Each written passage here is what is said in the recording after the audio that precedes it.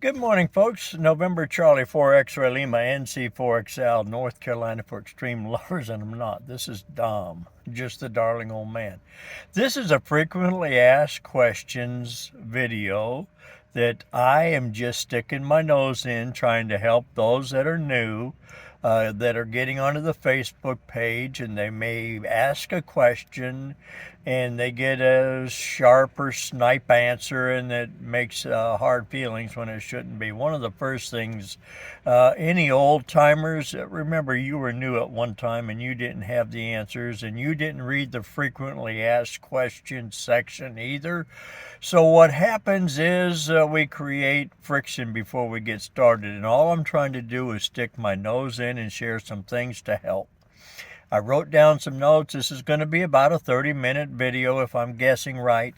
And it's just to give you guys and gals some insight. That's it. I am not a professional. Nobody's asked me to stick my nose in. I'm doing it on my own accord. And we'll see if it helps out. So I'm going to bounce around because I wrote a bunch of notes and go from there. Let's see what we can do. Which bands are the best to use is a common question.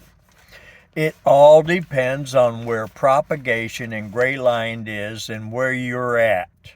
Now I'll give you an example. In North Carolina during the evening time, many folks stick on 20 meters because of a longer context, more DX, stuff like that. But they forget inside their own state. They forget to work the local community, we'll say, for the state. So wherever you're at, whether it's California or Nebraska or the East Coast, don't forget 40 meters for your local people, because those activators are hunting you. Those hunters are hunting you. But if you don't go there, they're not going to. Same thing in your area where you're at. Look at where propagation is best for you. That's going to take some listening. Very seriously. There's not a magic, well, go here, go here, go here. It's learning and listening. So start that way. 20 meters is great for DX. 15 is great for DX. 17 is great for DX.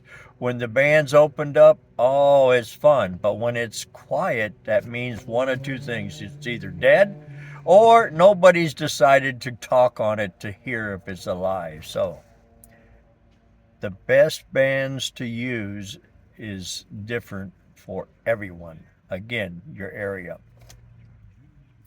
Remember that you're not restricted to just sideband. You have CW.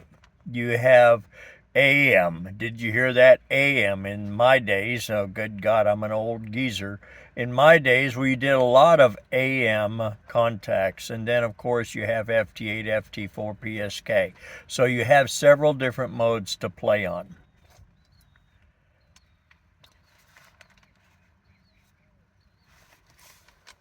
This question comes up all the time, and really, folks, how do I add a park? You don't. What you do is, if you have a park that you feel should be great for POTA or Parks on the Air, get the name of it. If you can get even the location off of your camera, which shows where it's at for like a grid square or whatever, and send that to your mapping coordinator. Your mapping coordinator for 1 land, 2 land, 3 land, 4 land, DX stations, Italy, Germany, France. They all have a mapping coordinator. And it is up to them to qualify the park as either yes, it meets the criteria, or no, it does not. And even though you feel it does, if that mapping coordinator says no, it does not, they have the guidelines and they understand more in detail than you and I just wanting another park. We have over 11,000 parks in the United States alone. So it's not a shortage of parks. It's just not everybody can have a park next door. Most of the parks I go to are an hour away. I'm grateful to have those parks, period. So enough of that. The parks are added after criteria is met. submit it to your parks mapping coordinator, and let it go.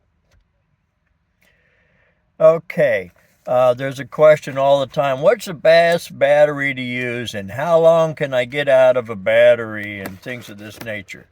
Batteries are expensive depending on who you buy them from. You get an OEM and charger with your battery, things will probably be good. If you get a universal, it might not be good. Those are things to consider. I'll give you an example. This is just for me, myself, and I. I run QRO. I do not run QRP. We'll talk about QRP in a minute. I run QRO. I run 80 watts. I run a 15 amp hour battery. A 15 amp hour battery. I always carry two of them because I'm going to pop one of them on a good day. And what that means, I can get 3.5 hours running 80 watts. And if you folks know me and my pileups, sometimes they're pretty heavy. In 3.5 hours, I can run everybody and then have to switch over to the second battery. Now, if I were to go QRP, I could probably run 6, 7, maybe 8 hours, depending if I was QRP, which is 10 watts. That's 10 watts on phone, 5 watts on CW or digital. That's the true definition of QRP from the time period I grew up. And I don't know if it's been changed, but that's what I'll continue on believing. 10 watts a single sideband, 5 watts a CW, 5 watts data. There you go. That takes care of that question. Best battery is one that you can afford. If somebody wants to use a lead acid and you want to carry that bad boy with you, feel free to. But there's others out there that are available. And the best is what you can afford and what you can find. Fat fingers, you fat finger a call. You hear a call sign, but you just didn't get it right, and you're paper logging like me, so you write down what you heard. There's the magic word. You write down what you heard, and that's what you're going to go by. You can put it on Facebook, or you can do emails. Hey, did I work you? But write down what you heard. And if you got it wrong, you got it wrong. If the band propagation wasn't good enough for you to get it right, it's okay. That's going to happen all the time. All the time. Don't get upset over it. Don't stress out over it. Put down what you heard. That's simple enough. The hunters do not send a log in, folks. The only way, when you go to my hunter's log in the POTA, that comes from the activators uploading their logs, period. You do not upload logs in my hunter's logs. That is a received information from the activators to you for working them once they set their logs up, and that's it. So don't think you have to. If you have your own logging program, QRZ, EQSL, whatever, and you're logging the contacts, knock yourself out, do it, but you don't send those anywhere. Okay, the activator is what gives you your contact verification.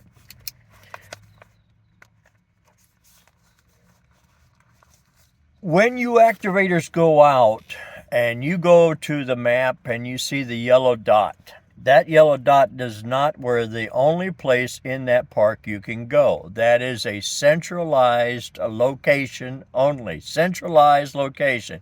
Within the boundaries of that park, you can activate from. Okay? Within the boundaries of that park, there may be a trail, which is you have to be 100 feet from the trailhead, that you can activate a twofer. You cannot activate two parks if they butt up to each other, okay? They don't overlap, but they butt up. One ends and the next one begins, but they don't overlap. That is not a twofer. That's two individual parks. But if they overlap each other, then you'll have a twofer. Remember, the yellow dot is just a reference point. The spotting page. When you go to the spotting page,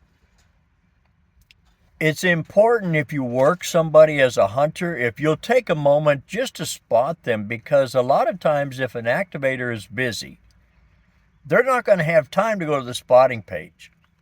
If the activator is not busy, they'll go to the spotting page and they'll try to drum up some more business.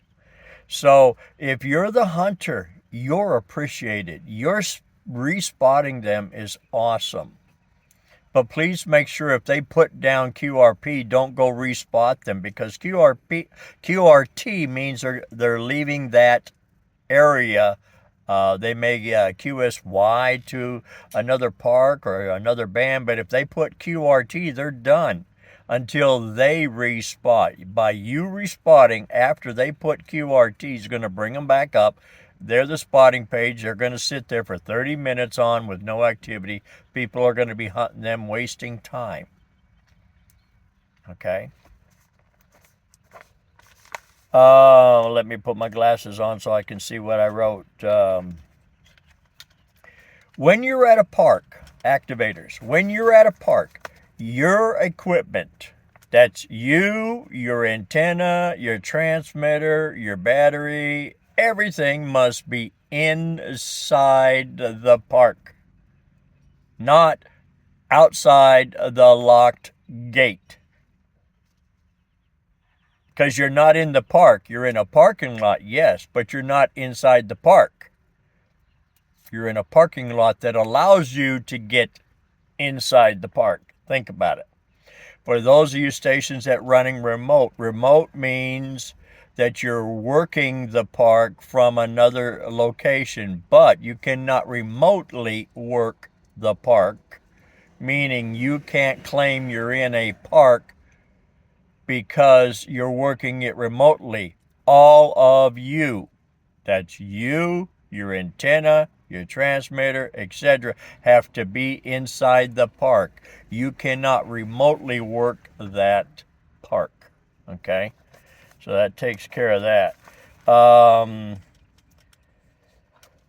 If you guys and gals have questions, do not hesitate to use the help desk to ask a question, especially if you feel it's going to be one where somebody's going to come down and get all bent out of shape, because some of us old timers forget about the fact that we used to be new at one time and we come across sharp and we don't intend to.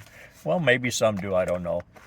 The point is if you have a question and you have not researched the frequently asked questions, please first go there. And folks know who I am. If you message me, I'll get you an answer to the best of my abilities. Again, I'm just another activator, another hunter of the thousands of people that do this, but I enjoy trying to help. I don't help a lot of people, but I help a few. Okay. Manually, if you go out to a park and you did not spot, but you're working park to parks and you've got your park number, you can actually manually log that, do a paper log on it, and then go home and manually log it and upload it. Now, I don't do that. I got too many contacts to do that with. But that will allow you to work park to parks and not have to get in the pileup issue. Okay? Think about that. So if you want to just go out and get some activations under your belt and do the park to park and listen for the calls, you can go home and manually log it in the POTA page. Or you can do like I do. I log it in N3FJP. That's the program I use. And there's several other apps that are out there now for logging software that you're more than welcome to use. Learn which one, whatever you use, how to create the ADIF and save the ADIF, because that's what's required for the upload. If you upload it from N3FJP, you always have a log of it. If you upload it from Hammers, I don't know how. If you keep ADIF logs around, I don't know. If you manually upload it, that means after you finish and you just go in and start manually punching it in to the upload, I don't know if you get a native because I don't use that. Let me see, going down here. When an activator is going to the different bands, and this question come up the other day, and it really made sense. It's a good question. Why is the activator going to the extra or the advanced portion of the band? You would do better in the general. Wrong. If you're an extra or you're an advanced and you want to curb some of the pile up, that first place and the easiest place and the easiest way to control it a little bit is to go to the advanced or the extra portion and put it out. But please, make sure people know that you're there in the advanced or the extra portion. I don't want to be ever blamed for taking somebody out of their class of license. But that's a good reason to do that, because everybody else is in the general portion of the band and they're crawling on top of each other and disrespectful, and they're not trying to be. The band propagation, they're not hearing what's on the other side of the country. All of a sudden the band opens up. You got two activators within a half a KC or a KC away from each other, because they didn't go look on the spotting page to see where frequency is not in use and to try to use it. So don't get mad at an activator or activators when they go to the advanced portion or they go to the extra portion to do their activation. They may be trying to do like what I do, curve the pileup down so that they can contain it and control it. All right, we've done that. Band edge, when you as an activator, you have 3 kc plus or minus the edge of the band, whatever your class of license is. Don't force other people to go out of their class of license because you're at 7.298. Not a very smart move. People will question that all the time. Well, the license says, yes, it also says 3 kc plus or minus. So don't put yourself or anybody else that you're pulling out of band to make illegal transmissions. Nobody wants to talk about that. That's a fact, folks. It's on the test. Think back when you took the test or when you studied. So don't get on the edge of it and borderline, gray line it, make it not profitable. Okay, when you're out, some activators do it this way. They take lists. I'm known for that. Some people take areas. Some people, when they're out there, they'll forget the following. They'll forget to ask for QRP. They'll forget to ask for DX. They'll forget to ask for YLs. And most of the time, if you'll take a moment in your activation, very simple, any DX stations, DX only. On 40 meters in the daytime, generally not going to happen. But on 20, 15, 17, 10, 12, it's going to happen. So don't forget the DX. DX has a dialect concern that you and I have to adjust our hearing to make sure we heard their letters and their phonetics right. So take time and listen for them. Whatever the activator's choosing is, it's their activation, folks. Point blank is their activation. So don't begrudge them because it's not your way. The dial turns to the left, turns to the right. If you don't want to wait for them, people don't want to wait for me because I do it my way. But I can run a whole bunch of contacts in a short amount of time, and we still have fun. So that's the main thing, having fun. Let's continue on. Remember, I'm looking at my notes here, and I'm so old I have to put my glasses on to read my writing. Okay, doke. There are several other YouTubers that are hunters and activators in Parks on the Air. And imagine this. Parks on the Air also has a YouTube channel.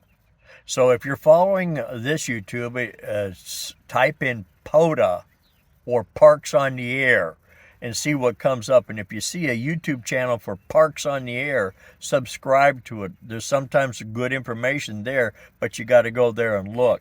Many of us other activators, and I don't want to pick out one over the other. There's several of us that come out. We share our experiences. We share equipment reviews. We share what we do in the field. So check it out. Don't just, I never ask for a like or a share.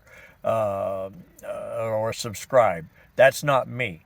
But I'll take them, but I'm not going to say, hey, do this, do that, because I'm only out here to be helpful, okay? QRP, I mentioned it a little earlier. QRP by standards from years ago was 10 whiskeys, 10 watts on single sideband, 5 whiskeys or 5 watts on CW and data. That's what we used to use years ago, and that's what I still feel and believe. 20 watts is not QRP. It's a nice strong signal. 10 watts is QRP. But we all have an opinion. I'm only going from being old. The transformer on a NFET antenna. This is a crazy question. Do you stick it up at the high end or stick it up at the low? You stick it down at the low end. You can have it 2 feet off the ground. Okay? Take the other end, your pull end, up to the top. Wire in the sky. Okay? When you're making contacts, and if somebody's at a park to park, and let's say you work me, I'm in 3 parks, and you're logging me. Log me 3 times. You got all 3 parks. When I log you, you're in 2 parks. I'm going to log you in both parks. When I go home and duplicate the logs, all of that will be duplicated in each park. Okay? So if you're, and I don't use hammers, and I don't know other programs how to maintain doing 2 parks at one time, it's not that important that I don't take the time to just do the second contact. Some people get in a race with themselves. They think that, so many contacts in a minute makes them a special person. It makes nobody special. It's just how fast they operate. It's okay. Just go and do one at a time and have fun at it, okay? Write down what you heard. All right, Alpha Bravo 1 Delta Charlie. Alpha Bravo 1 Delta Charlie stroke P. Alpha Delta 1 Charlie Bravo stroke MM. What did you hear? Write down what you hear. Now, if you're an activator and you tell somebody that you're Alpha Delta Charlie 1 Bravo portable, and they put down portable, but they log it in their QRZ, and there's no such call as P for portable or M for mobile or MM for maritime mobile, then all of a sudden it becomes a conflict. So, folks, when you're out there, write down what you hear as an activator. Write down what you want people to log you at that you're set up for. Otherwise, you won't get the contact credit. That's just something to think about. If you want to see what some of the activators that you're working all the time, go to the POTA page, type their call sign in the search, and see what their profile is. See how many activations they've done. See where they are. Each of us have a different level that we grow into. Okay? And learning some of them, you may get to see some of us that run a whole bunch of parks. I only run 25 parks. I'm not going to run all 200 and some parks. I don't have to get up and go to do it. Okay, but some people run different states. They run one in every state. They run all the state. There's a lot of variables. And then they do it in CW. They do it in phone. They do it in data. Okay? Let's look at this.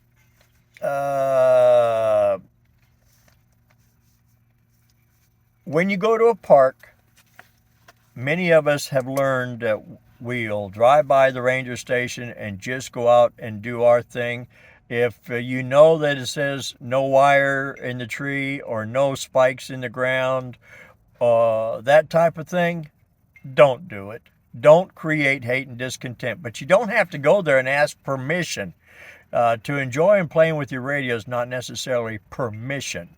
Okay? It's just going out. Don't advertise. And what I'm saying is don't advertise like we're going to a event or we're going to a party, because rangers and those so forth, all of a sudden they want money for you spending time playing on the radio. I stay out of sight, out of mind when I'm out there, because I'm not looking for show and tell. Look at me. I don't want a bunch of people stopping and asking questions and all this kind of stuff and getting into a big event type thing. I want to go out and celebrate my hobby and have fun and play. I'll entertain people when they come by, but I don't want to advertise for them to come by. When you go out there, use a fishing pole to get your line in a tree. Use an arbor. Be very careful if you use a device that goes bang or pop, because the rangers start to feel that that is a projectile type of thing, and it could create injury and used and considered as a weapon. Just think about it. I'm not saying that it is, just wanted to make you aware of it. I appreciate your time. I've tried to answer some of your questions. The maps, qsomap.com, you got to pay for the services, is well worth it. If you go to N3FJP, go to the awards section, click on it. It'll put you in an area where you can create the maps by band or by all the bands together. Have fun in what you do. Again, this is a quick throw together. Frequently asked questions you see all the time for new people. I'm just trying to help you get some answers, not all the answers. Thank you for being with me. November Charlie 4 X-Ray Lima, NC4XL, North Carolina for extreme lovers. Oh, I'm not. No, I'm the crazy guy that drives around and drinks lots of coffee. 73s and have fun.